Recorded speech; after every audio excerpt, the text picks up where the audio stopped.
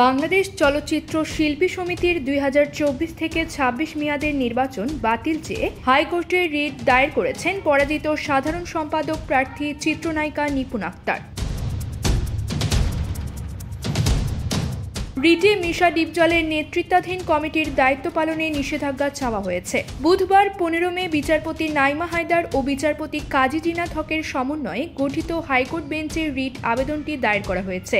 নিপুণের পক্ষে এই রিট করেন অ্যাডভোকেট পলাশ চন্দ্র রায়। রিটে নির্বাচনে অনিয়ম ও কারচুপির অভিযোগ এনে এ ঘটনা তদন্তে কমিটি গঠনের নির্দেশনা চাওয়া হয়েছে। পাশাপাশি নতুন করে নির্বাচনের তফসিল ঘোষণার নির্দেশনা চাওয়া হয়েছে।